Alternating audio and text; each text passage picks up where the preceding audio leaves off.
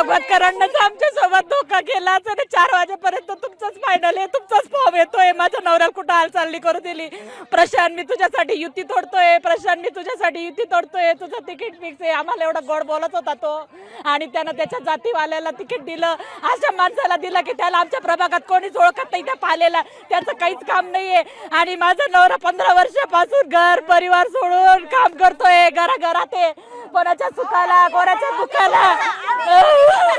भाजप कार्यकर्त्यांची बायको आणि मी स्वतः तळागाळात प्रत्येक घराघरात घुसलेलो आहे आम्ही. आमचं नाव छोट्या लेकरापासून म्हाताऱ्या माणसापर्यंत मदानी पाटील कोण आहे हे ओळखतंय काय. आणि जो माणूस काहीच काम करत नाही तो रोजच करते. आमच्याकडे काहीच काम 15 दिवस पूर्ण 30 लोकांना वार्डामध्ये सोबत फिरवलं की आम्ही फक्त कार्यकर्त्याचा विचार करू.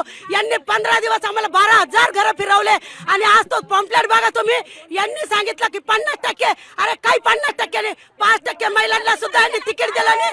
कार्यकर्त्यांच्या बायकांना तिकीट दिलं. यांनी सरळ बांगड्या घालावा, यांना टिकली बांगडी आम्ही सगळं देतो. यांनी तिथं बसावा. खूप घात केला या लोकांनी, खूप घात केला. प्रशांत तुझंच तिकीट आहे रे, प्रशांत तुझंच तिकीट आहे रे. तो इतका गोड बोलत होता आमच्या सोबत, आणि त्यानं आमचा खूप घात केला, खूप घात केला. त्यानं एक निष्ठावंत कार्यकर्त्याचा पूर्ण परिवार त्यानं हे करून टाकला. आमच्या तोंडात घास आला आणि आमचे पुन्हा हातपाय त्यानं बधीर करून टाकलेले.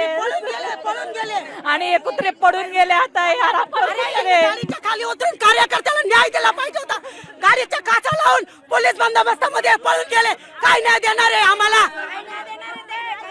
50% महिला हे फक्त कागदावर आहे.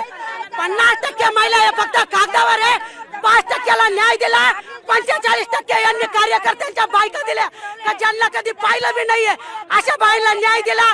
आम्हाला हे सगळ्या बाया पाडायच्या आहे.